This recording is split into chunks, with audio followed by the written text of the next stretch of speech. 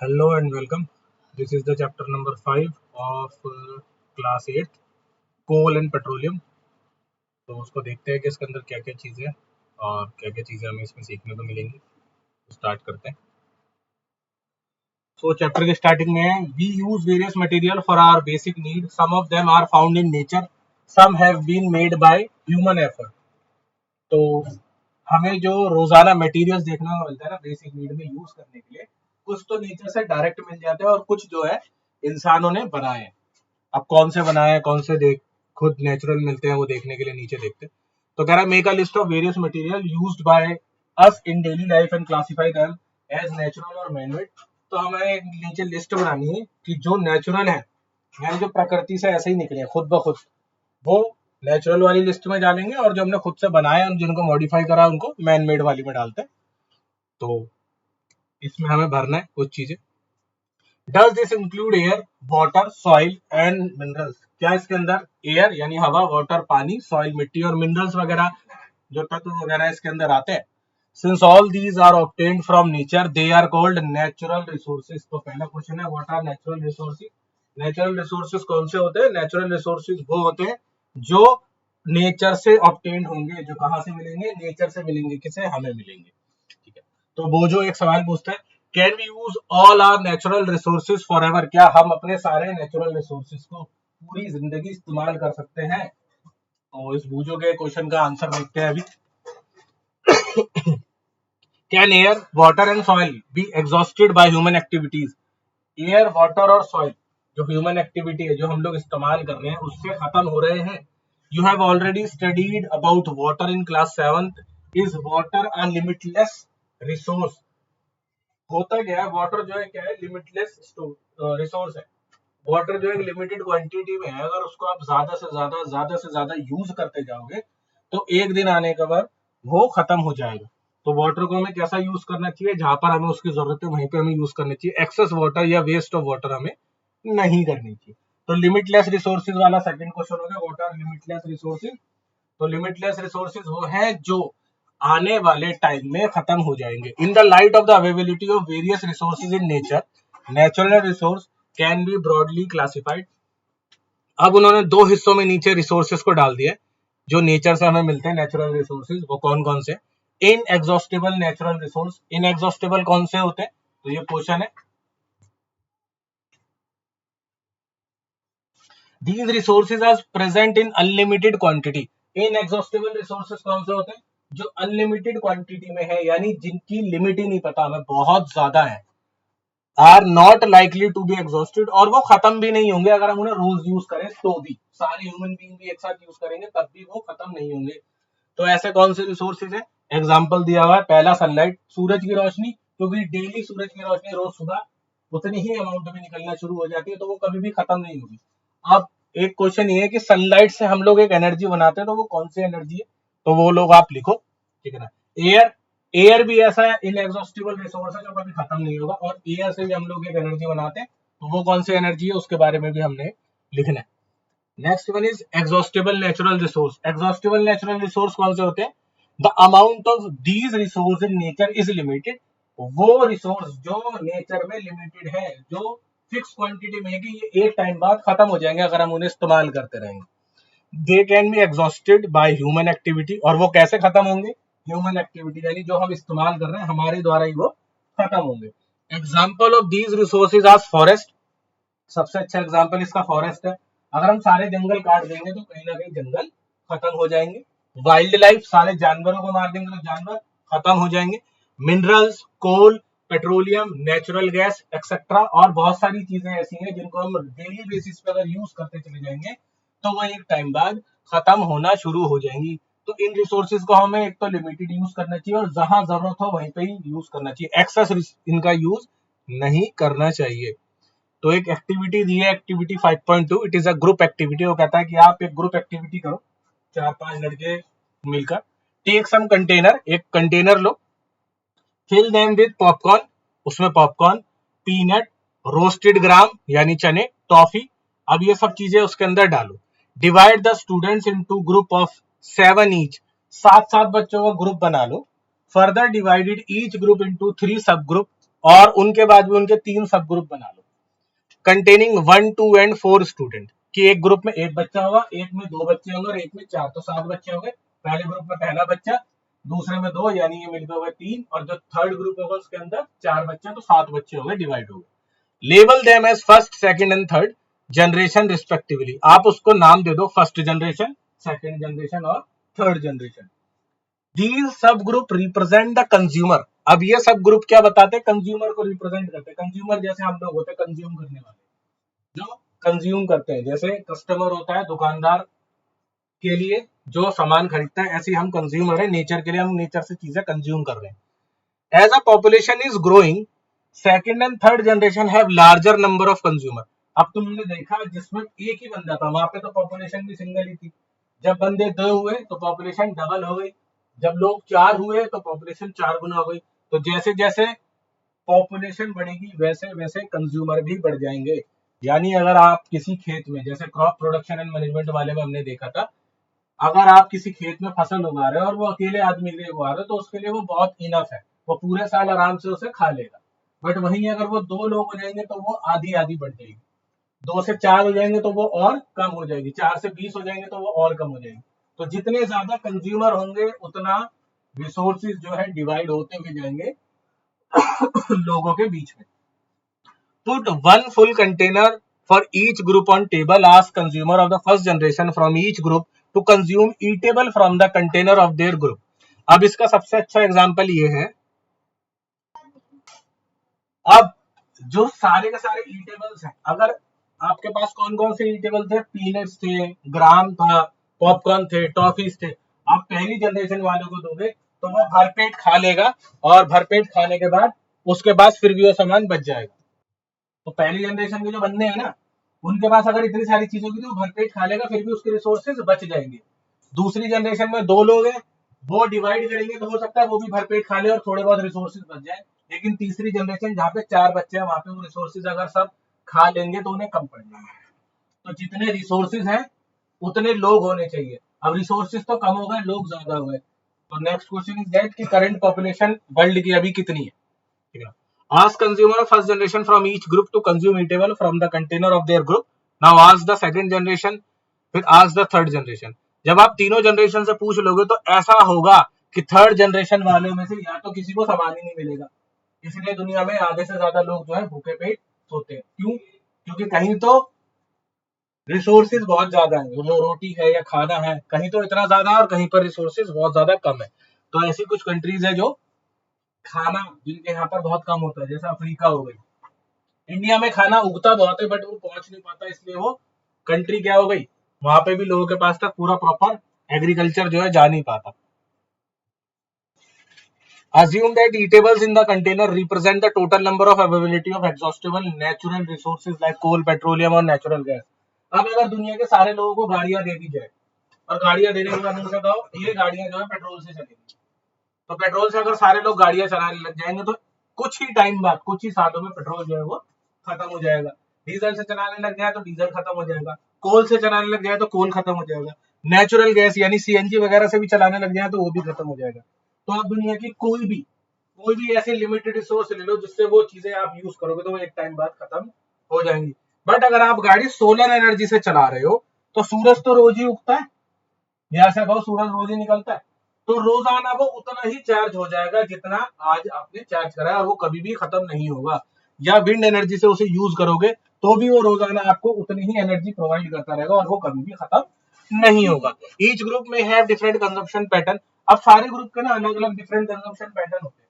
किसी देश में पानी नहीं है तो उन्हें पानी की ज्यादा जरूरत है, किसी में जंगल नहीं है तो उन्हें जंगल चाहिए, किसी में जानवर नहीं है उन्हें जानवर चाहिए, किसी में सोना नहीं है और मिनरल्स नहीं है, ठीक है, जैसे जापान है जहाँ पे कोई नेचुरल रिसोर्सेज है ही नहीं, ठीक है। तो ऐसी कई सारी कंट्रीज है जिनमें कुछ चीजें हैं बट बाकी चीजें नहीं है। बट इंडिया एक ऐसी कंट्री है जिसके अंदर सारी चीजें आपको आराम से इजिली अवेलेबल हो जाएगी पूरी दुनिया में।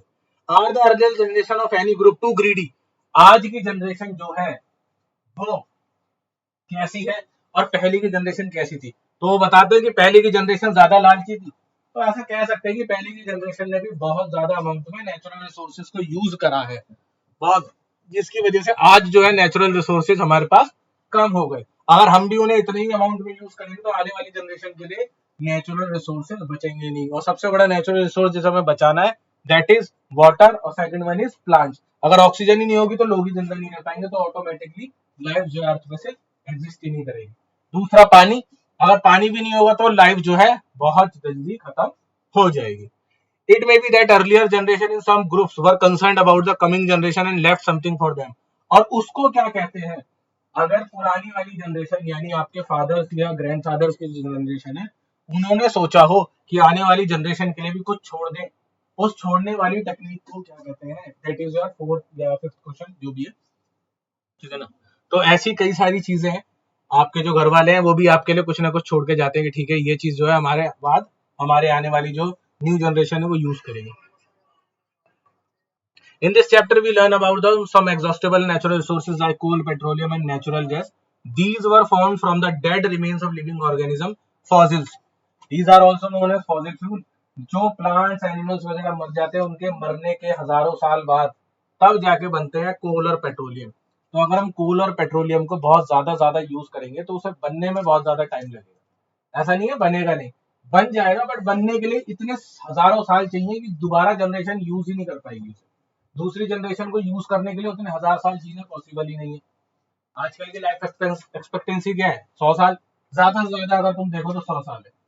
और ये कोल और पेट्रोलियम को बनने के लिए कम से कम 10,000 साल चाहिए। तो तुम तो वो रिसोर्सेज को यूज कर ही नहीं पाओगे जो रिसोर्सेज आज खत्म हो गए, ठीक है ना। उन्हें एक्सटिंक्ट बोला जाता है जो चीजें खत्म हो जाती हैं दुनिया में से, ठीक है ना। जो भी चीजें दुनिया से खत्म हो रही है उन्हें एक्सटिंक्ट बोलते हैं। कोल, you may have seen coal or heard about it, figure 5.1। it is a hard stone and it is black in color। ये पत्थर की तरह लगता है, काले से रंग का होता है, तो that is called coal।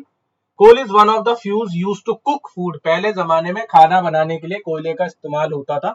earlier it was used in railway engine, और उसके बाद उसको रेलवे इंजन में यूज करने लगे, रेलवे को चलाने के लिए यानी ट्रेन को चलाने के लिए। to produce steam to run the engine, उससे क्या होता था, भाप निकलती थी और वो इंजन को चलाने में हेल्प करा करता था। It is also use in thermal power plants to produce electricity. और आज की जनरेशन में उसको थर्मल पावर प्लांट में यूज करते हैं ताकि उससे क्या निकल सके, इलेक्ट्रिसिटी हम लोग बना सके। Coal is also use as a fuel in various industry, और कई सारी इंडस्ट्रीज में तो कोल को फ्यूल की तरह इस्तेमाल में लिया जाता है। Where do we get coal from and how it is formed. अब पहली कहती है कि कोल आया कहां से और ये बनता कैसे। So about 300 million year ago, 300 million साल पहले, the earth has earth has dense forest। अर्थ में सब जगह पे ज्यादातर घने घने जंगल थे। In low lying wetlands area, due to natural process like flooding, these forests got buried under the soil। हुआ क्या, वहां पे या तो मिट्टी जमीन वगैरह सरक गई, या वहां पे किसी तरीके की कोई भी नेचुरल कैलेमिटी आई, उसकी वजह से वो सारी की सारी चीजें क्या हुई, जमीन के अंदर धस गई। एज मोर सॉइल डिपॉजिट ओवर देम, और उनके ऊपर वापस से मिट्टी जम गई। दे वर कंप्रेस्ड, और वो क्या होने लगे, कंप्रेस होना शुरू हो गए। The temperature also rose as they sank deeper and deeper. जैसे जैसे वो जमीन के अंदर जाते रहे तो टेम्परेचर क्या हुआ, जैसे पता ही है क्रस्ट, मेंटल, कोर, 3 लेयर्स होती हैं। तो जैसे जैसे आप डीप में जाना शुरू करोगे तो क्या होगा, उनका टेम्परेचर इंक्रीज होना शुरू हो गया। Under high pressure and high temperature, जब प्रेशर भी हाई हो गया और टेम्परेचर भी हाई हो गया, dead plants got slowly converted to coal, और डेड प्लांट्स जो थे वो किसमें कन्वर्ट हो गए, कोयले में कन्वर्ट हो गए। As coal contains mainly carbon, the slow process of conversion of dead vegetation into coal called carbonization. Coal में कार्बन होता है और वो क्या करता है, कन्वर्जन ऑफ डेड वेजिटेशन, यानी वेजिटेशन का मतलब होता है प्लांट्स, उसको कन्वर्ट करता है, इसलिए उस प्रोसेस को कार्बोनाइजेशन बोला जाता है। Since it was formed from the remains of vegetation, coal is also called as a fossil fuel। तो कोल को भी फॉसिल फ्यूल इसलिए बोला जाता है क्योंकि हम लोग, फॉसिल इसलिए क्योंकि पुराना होता है और फ्यूल इसलिए क्योंकि उसको फ्यूल की तरह इस्तेमाल करते हैं। So it is called fossil और फ्यूल। पुराना यानी प्लांट्स के या एनिमल्स के, इन चीजों के दब के मर जाने से बन गया, और फ्यूल की तरह इस्तेमाल होना, तो फॉसिल पुराना और फ्यूल फ्यूल यानी पेट्रोल वगैरह आप मान सकते हो या ईंधन मान सकते हो, जिससे कोई भी मशीनरी वगैरह आपकी रन करेगी। A coal mine is shown in figure 5.2। इस तरीके की कोल माइन होती है, जैसे केजीएफ में गोल्ड माइन होती है, तो इस तरीके की कोल माइंस होती है जहां से कोयला निकाला जाता है। When heated in air, coal burns and produce mainly carbon dioxide। जब कोल माइंस में आप क्या करते हो, उसे आग लगाते हो उसमें तो वो एयर के अंदर जलती है और कोल जलने के बाद क्या प्रोड्यूस करता है, कार्बन डाइऑक्साइड। अब कार्बन डाइऑक्साइड प्रोड्यूस होने से सबसे बड़ा नुकसान क्या है, नेचर को नुकसान होता है कि वो ओजोन लेयर में जाके कहीं ना कहीं छेद करना शुरू कर देता है। Coal is processed in industry to get some useful products such as coke, coal, tar and coal gas. अगर कोल को प्रोसेस करा जाए इंडस्ट्रीज में तो उससे कोयला बनेगा, कोयले का तार बनेगा, कोयले की गैस बनेगी, और सबसे इंपॉर्टेंट चीज जो आप कोल्ड ड्रिंक पीते हो कोक, वो भी कोयले से ही बनती है। Coke, it is a tough porous and black substance, it is almost pure form of carbon. Coke is used in the manufacturing of steel and extraction of many metals. Coke किस लिए इस्तेमाल करी जाती है, ताकि हम स्टील बना सके और बहुत सारे मेटल्स को एक्सट्रैक्ट कर सके जमीन के नीचे से। Coal tar, it is a black thick liquid with an unpleasant smell. Coal tar कैसा होता है, काले रंग का थिक सा यानी गाढ़ा सा लिक्विड होता है जिसके अंदर बड़ी अजीब सी स्मेल आती है, जिसको किस लिए यूज करते हो आप, जिसको यूज करते हैं हम सड़क बनाने के लिए। सड़क जब बनती है तो उसके ऊपर डालते हैं ना डामर टाइप, तो that is called coal tar. It is a mixture of about 200 substances. Products obtained from coal tar are used starting materials manufacturing various substances in used everyday life like synthetic dyes। और जो बालों में colour करने के लिए काम आता है वो भी सिंथेटिक डाई किससे बनी होती है, कोल के तार से। इसलिए उसे बालों में नहीं लगाना चाहिए, उससे क्या होता है कहीं ना कहीं बाल खराब होते हैं। मतलब बार बार लगाओगे तो आप बाल खराब होंगे, अगर आप कभी कभी यूज कर रहे हो तो खराब नहीं होंगे। दूसरा, ड्रग्स, दवाइयां बनाने में तो कोल तार का इस्तेमाल होता ही होता है। एक्सप्लोजिव यानी आप बम बनाओगे तो भी उसके अंदर आपको कोल तार चाहिए। परफ्यूमों में भी कोल तार डला हुआ होता है, बहुत कम परफ्यूम्स होते हैं लेकिन वो बहुत ज्यादा महंगे होते हैं। प्लास्टिक्स, अगर आपको प्लास्टिक बनाना है या पेंट बनाना है या फोटोग्राफी बनानी है या छत बनानी है, उसमें भी कोल तार इस्तेमाल करा जाता है। ये सारी की सारी चीजें किससे बनती है, कोल तार से बनती है। Interestingly, naphthalene ball used to repel moths and other insect are also obtained from coal tar. जो घर में फिनाइल की गोलियां गोल गोल आपने देखी वो व्हाइट कलर की रखी होती है, वो भी किससे बनती है, कोल तार से ही बनती है। बट वो काली नहीं होती, बनती भले ही कोल तार से, बट उसका कलर कैसा होता है, वो व्हाइट कलर की होती है, ना कि काले कलर की। ठीक है ना। These days bitumen and petroleum product is use in place of a coal tar for metalling the roads.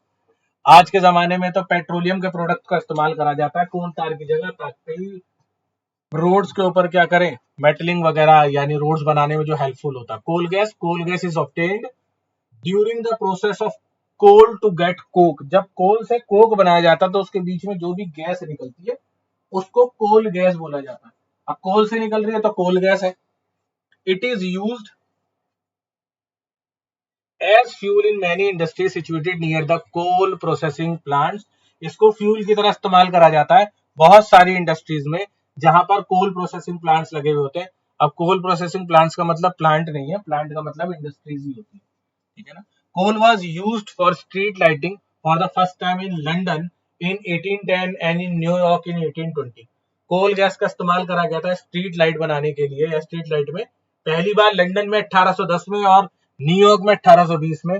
Nowadays it is used as a source of heat rather than light.